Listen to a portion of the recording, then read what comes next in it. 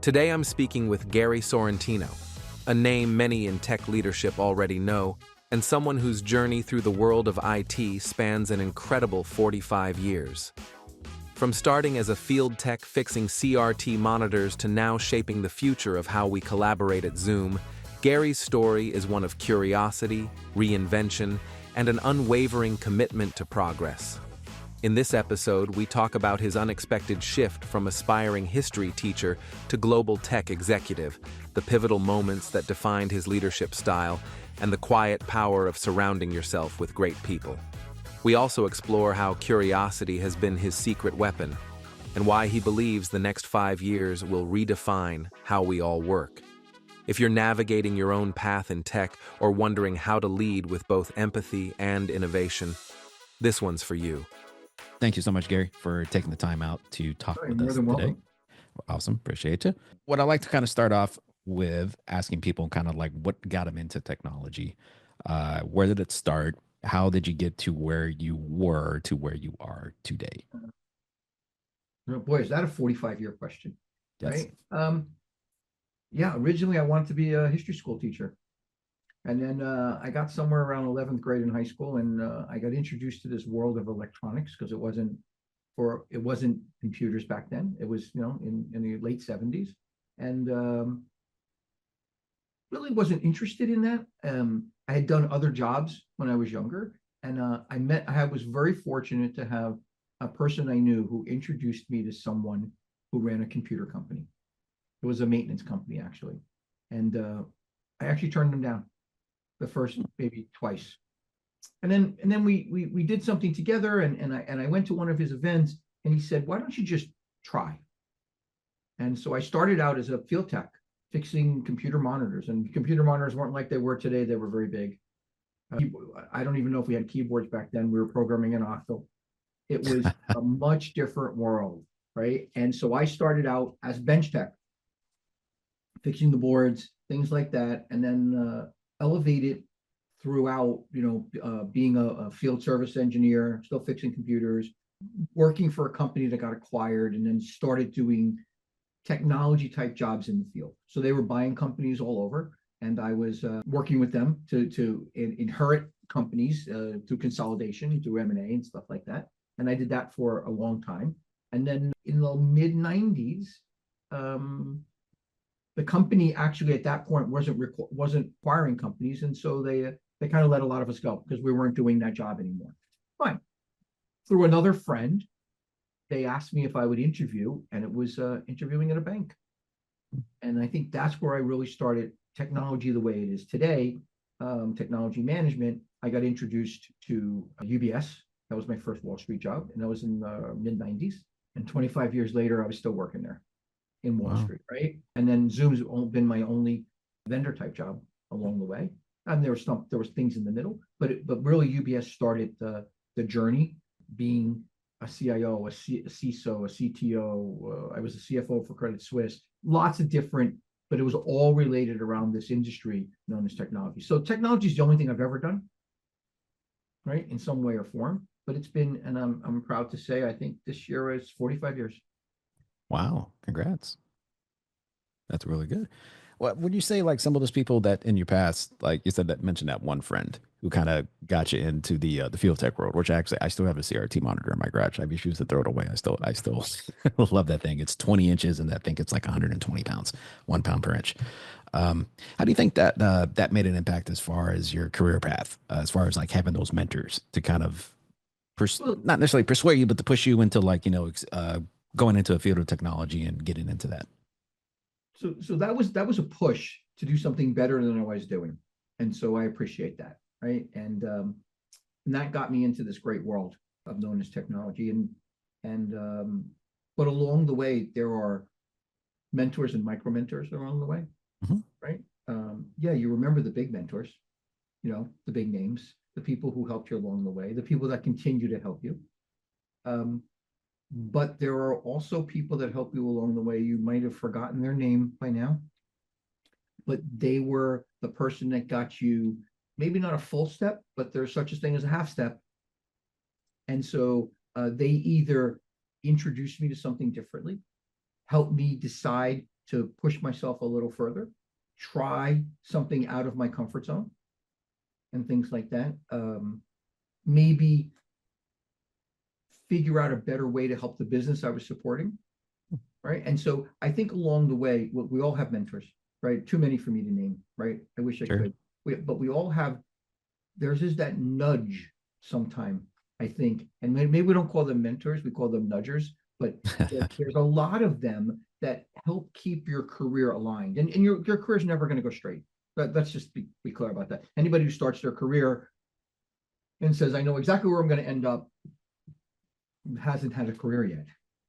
Okay, because our career will shift back and forth, right? And I think at the end of the day, it's just important for people to understand that there are many variables that are going to shape your career, and there are good and bad ones, but you have to go down all the journeys. You don't really know what's a good or bad one. You know, it's like a sports person who says, "I get accolades because I hit 50 baskets." Nobody said I missed 50 baskets too. Right. And so there were a lot of places that there were a lot of failures along the way, but failures make you stronger. And it's having those nudgers and those mentors around that can help you enjoy the successes, but also avoid the potholes.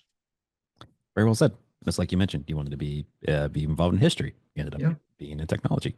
Myself, I wasn't all planning set to become a history teacher and never thought I'd do this. Yeah, I never thought in the field of technology I wanted to be an athletic trainer. I actually went to school to be an athletic trainer, and then here I am, technology driven. With that, though, you know, all careers and especially transitions, especially from not planning to be on the technology field, they all have obstacles. What would you say are like kind of like the toughest challenges that you faced getting into technology? Maybe even that transition from like not wanting to be involved in history or history teacher anymore to going into a technology field. What are some of the challenges that you faced, and how did you get through that? I think, you know, you have to make a lot of decisions in your career. Getting pushed into technology, that was a good push. Okay, that was a good yes. That was a good signature. You know, that was in Secaucus, New Jersey that night, I remember. And I think that was the beginning of a career that I can look back at and say, wow, I've been everywhere. I've done a lot of things, you know. Obstacles are always going to be there. There are going to be journeys you take that are not going to be what you think they are. There are going to be people that you bring into your inner circle who are not going to be. I think the greatest obstacle, though, is don't have fear. In other words, keep moving forward. I think a lot of people we torpedo ourselves. What is it they call the imposter syndrome now? They have to actually for it, right? Yep. And I think you have to overcome that. You can't think that you can go up Mount Everest every single time. You have to understand your guardrails and understand that while you don't understand your limitations, there will be a limitation somewhere along the way. But I think the obstacles are, I don't look at them as obstacles. I looked at them as learning experiences. In other words, I learned something and pivoted from it. I learned something and pivoted from it. And there's been several throughout the career. Maybe it was taking a promotion too soon. Maybe it was not asking for a promotion soon enough.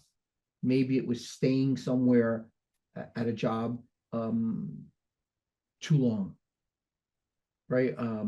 I've worked for 4 largest banks in the world. I did, 3, and 3. And by the time I got to JP Morgan, it became a home and it became a career at that point. And maybe the other ones they were all important to me, right? But finding that end goal of where you want to be and where you want to end up and where you want to exceed, the obstacles are, I think, more inherent in yourself. Sure. And having what we talked about in the first one, having those people you can talk it out with, right? And sometimes it's not family members. And sometimes it's not close friends. Sometimes it has to be people who have no indication whether you succeed or fail, right? They're just advisors who have no skin in the game but want to give you advice. And then I think the biggest obstacle there is, what do I listen to and what don't I listen to?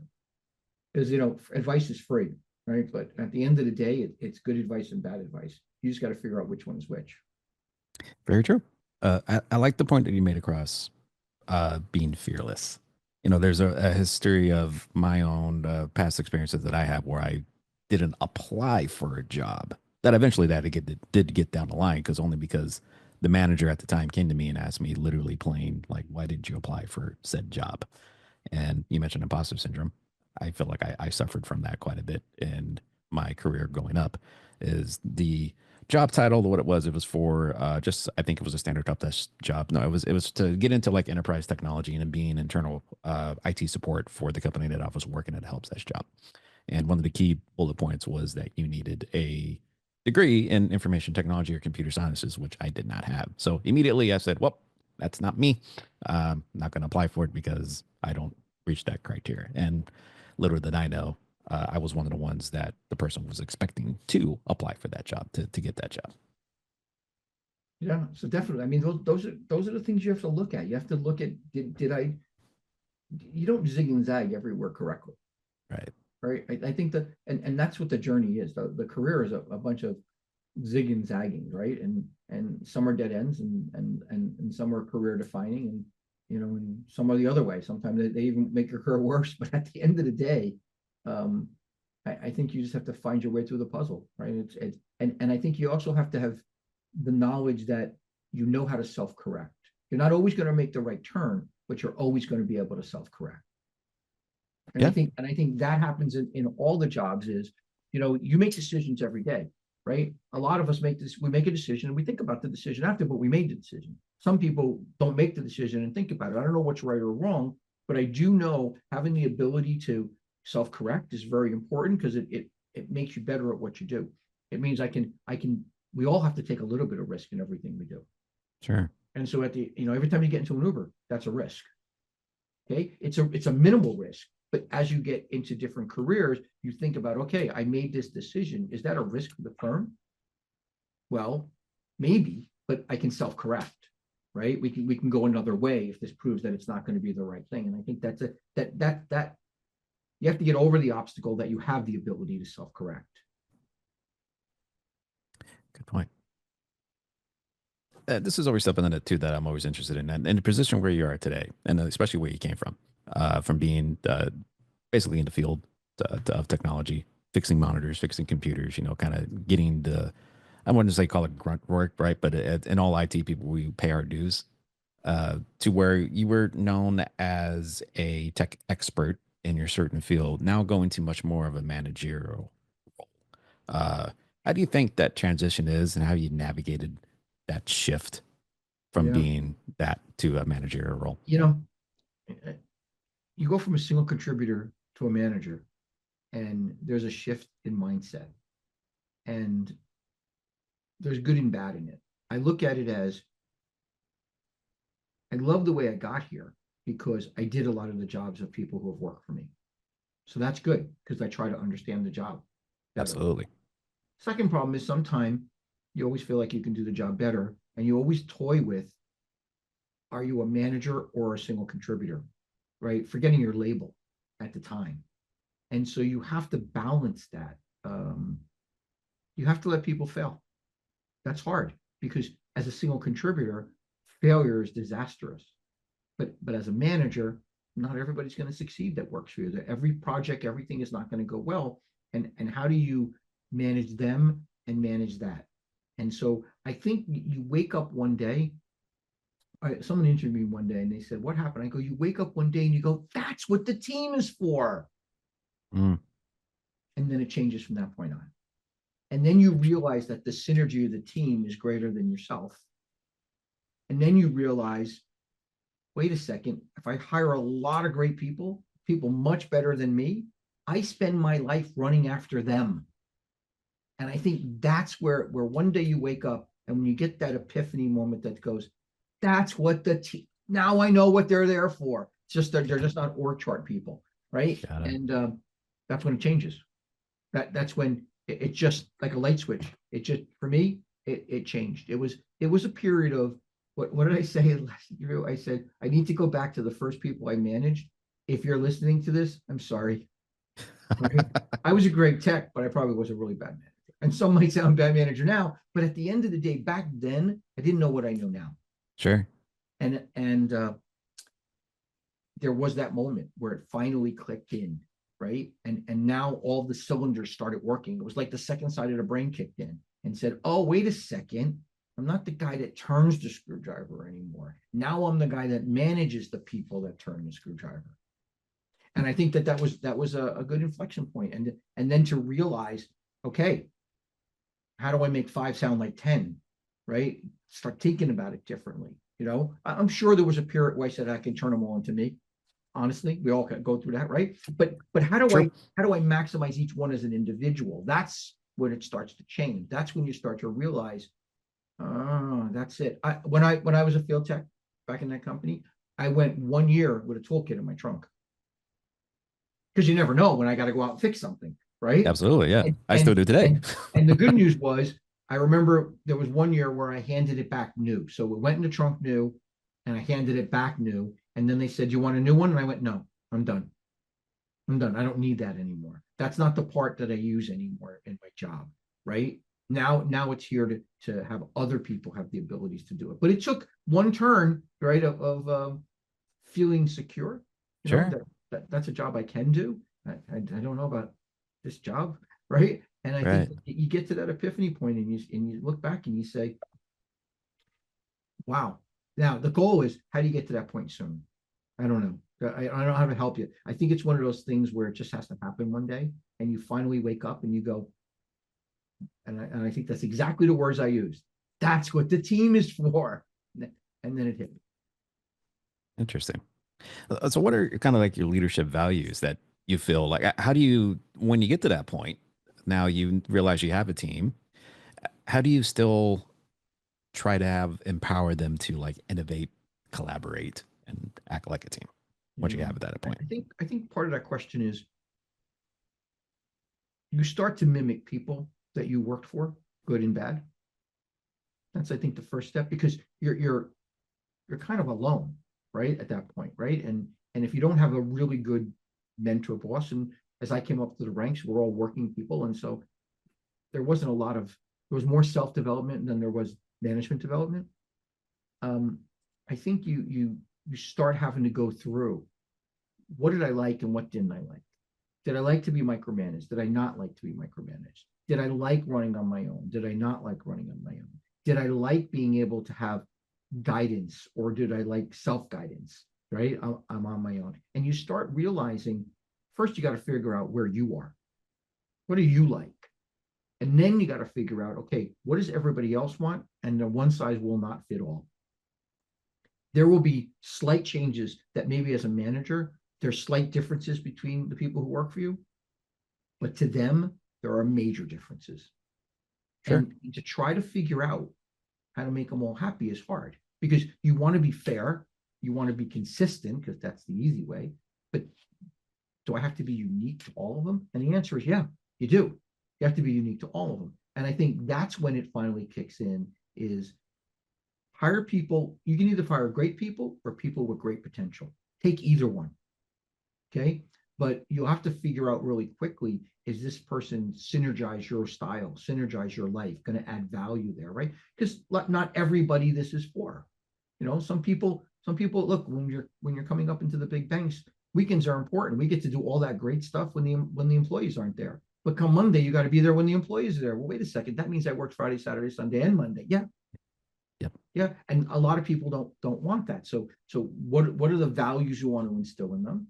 And it's a changing world. People want to work different ways now. How do you compensate them? Back then we gave them extra days off and things like that. You can't have people work 7 days a week, right? But also, how do you build that environment where they find self-worth? They're not going to go through imposter syndrome. They're going to figure out that at the end of the week, whatever the week ends, that was a successful week for them too.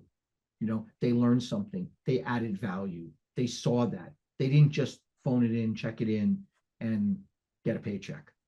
Sure. Yeah, well said. What about your personal preference? I know you mentioned, as far as people being micromanager, be a little bit run free. I've been lucky. Most of the people I've worked with have let me run free. A lot of them have let me. I've always worked most of the people I've worked for have allowed me to fail and succeed on my own, find my own direction, continue to add value. To me, that's important. There's nothing worse than, in my opinion, working for someone who micromanages you right now. I agree. It depends on where your head is at, though, right? Maybe you're a person who likes that. You're a person that needs that kind of attention or that kind of guidance, right? I like to run a little bit, right? I like to be curious. I like to experiment. I like to I'm looking for that next greatest thing, and I've been fortunate enough where in most of my career, people trusted me, confided in me, figured out how to manage me. And I think that's important, right? Just the way I was trying to figure out how to manage my staff, be fortunate enough to work with people who are willing to think about you as an entity, not as part of a collective, and what makes you unique, and how do I have to work with you to get the best out of you? Might not be the way I want to work, but it's better for it's better for the company, it's better overall. And sometimes your opinion doesn't count in that model. The end goal counts, right? Am I delivering? Are they delivering? Are they progressing? Are they becoming better at what they do? Are they taking on more responsibility? Are they handling it well? And things like that. And I think sometimes you have to sit back and you constantly have to reevaluate your own way you're thinking about it. And I do that all the time. I work for a very young company now with Zoom, right? That's a skill in itself too. That's very hard to learn. I had to adapt to working more asynchronously. Yeah. I had to learn how people want to work. And as long as it gets done, does it matter? Back in the career, the journey was part of it. Now it's the end result. If we can get to the end result, does it really matter how I got there?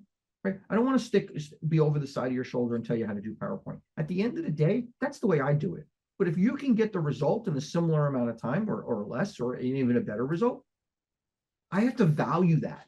And I have to say, wow, there's believe it or not, Gary, there's more than just your way.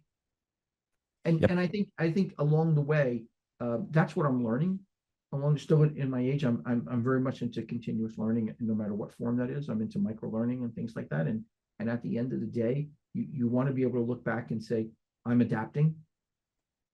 Proud to still be here 45 years later. And I think we're delivering a change to the way people work, not just Zoom, but the industry.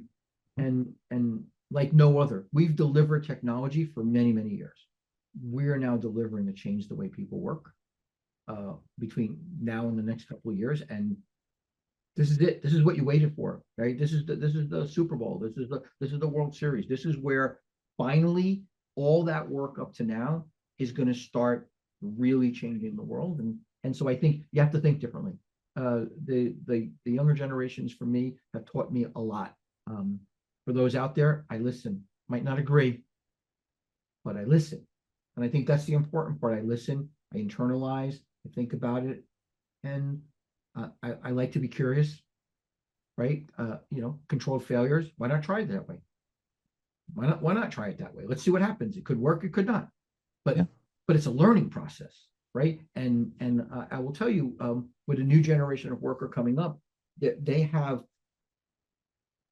high hopes, ideals. They have a different way of working, and you can fight it or embrace it. I went to embrace it, right? Let me learn from it, right? Let me find out if there's a balance between the two. That's such a fresh approach.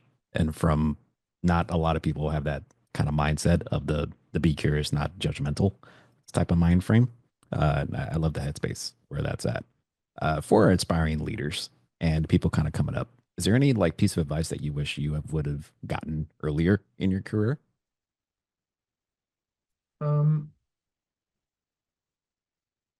Earlier, I wish I learned surround yourself with good people. I think that's important for your success and their success. Good people like to work with good people, and sometimes even the ones that are science projects, sometimes you might keep them around too long and it hurts the team. Think out of the box, right? Be able to step out of your comfort zone and look in, see what you see. You might see a different view. Feedback's a gift. Good feedback, bad feedback, worthwhile feedback, feedback from people you trust, feedback from people you don't trust. Feedback's a gift, right? And so you have to learn to take that and then figure out where it belongs, right? It's an opinion. it can't be right or wrong, right? It can be applicable. And I think that's how you have to look at it. And you have to learn that earlier. Yeah, look, we could all look back and say there were things that we needed to do better. But for the most part, I think it's you're always sometime when crises happen, you fall back into micromanagement. It's just a natural, right? So I think everything you can do to be self-aware sooner in your career is important, right? So, if I would tell people today, surround yourself with good people. Make sure you're one of the good people. Be self-aware. Ask yourself those questions. And if anybody offers you feedback, treat it like a gift, right? Decide what to do with it later. It's just like someone gives you a Christmas gift. You decide to use it, re-gift it, or throw it out. And I think you need to just do that. And when you learn that earlier in your career, that gives you a continuous feedback loop. And I think the last thing is we get so involved in our jobs, so involved. And then family life comes along that there's just not enough time to do things like continuous learning. I wish I learned another language along the way, right? I try to learn as much about the businesses I support, but honestly, double down on that, right? Maybe there's something else that you could give up to do that, right? But at the end of the day, those are the things I wish if I could tell the younger me what to do. Because I think the younger me would be in a different spot if it had some of the advice from the older me, right? A lot of it is telling them things that you shouldn't have done. And there's a little list of things you should have done. But I think a lot of it is about self-correction and learning where that fits. And like I said, being self-aware that you're not perfect. No one is. And at the end of the day, but how to keep moving there and continuous learning about the business, learning about technology, being very open-minded, curious. There are different ways to do things. And how do you bring all that together? And if you could just teach some of those things that you learn later in your career, earlier in your career. Yeah. Some say it comes with age, but wouldn't it be great if you could take who you are now and go back to the younger self and tell them where the potholes are? Or you use the word obstacles. Yes. Right. I'm going to tell you it's zig, zig, zag, not zigzag, zigzag. Right. And you'll avoid the obstacle. Right. That would be great to be able to give them that. But part of that was learning too. So I don't dismiss it, but those are the things I'd go back and say. But I think if it was one thing, make sure you surround yourself with great people. Make sure, as a leader, if you're not running after them, it's either them or you, and figure that out real quickly. So follow-up question to that, as you mentioned, if you could go back to your younger self and tell you to like zigzag versus just zig-zig, is there anything that you would change? I don't really know. I think I had two parts of my career. So part of my career was not in banking, and that was a single job when I started to do computer repair, and then that moved up through a larger organization through IT management. I think somewhere along the way, and that was about 15 or 20 years, somewhere along the way, I probably should have dropped that job sooner because I didn't know about the world I was about to enter. And so I probably would have liked to have been in that job 5 years earlier. Gotcha. Right. And so it's hard. You get very comfortable. You're very comfortable. And so you get, what is it we used to call it? Once you get the place wired, like you know how to get stuff done, it's like, okay, so do I want to throw this all away and start at the bottom of, do I want to walk in and don't know anybody's name? I have to build social capital again and things like that. And the answer is yes. Yes. Yes, yes. Jump out, do that. Right. Because you will go, it'll be like a little bit of a plateau, but you'll end up getting higher peaks. You'll end up getting higher peaks. And so don't be complacent. I wish I'd always told myself, look, jump a little faster. Find the next goal, challenge yourself constantly.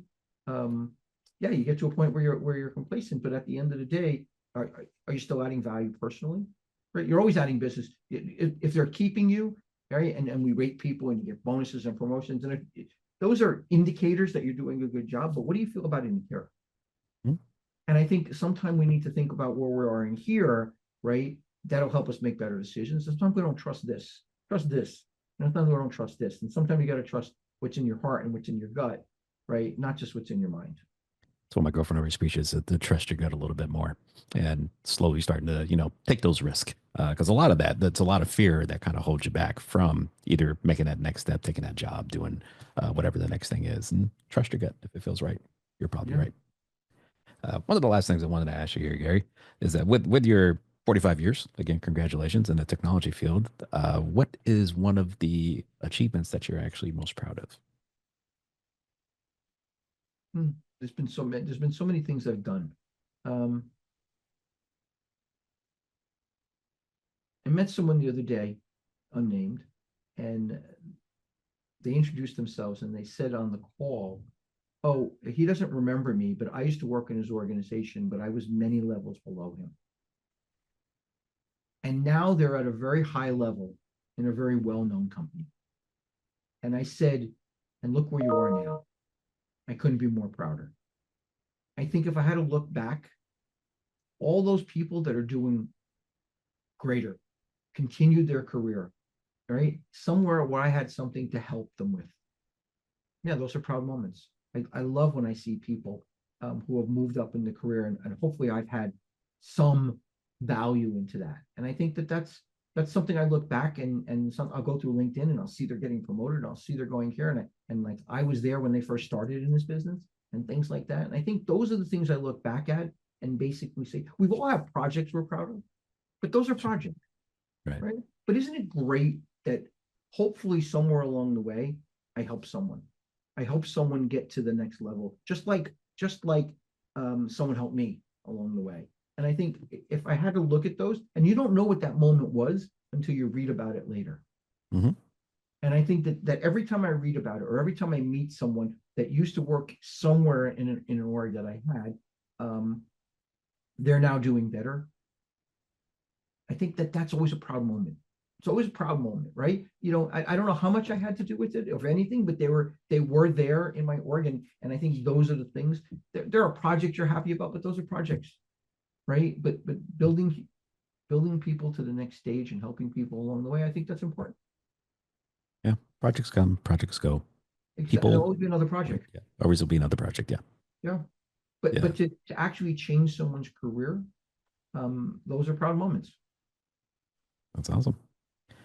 One last thing, again, to ask you is, again, with your vast experience in the career of technology, you probably have a little bit of insight of maybe where technology is going.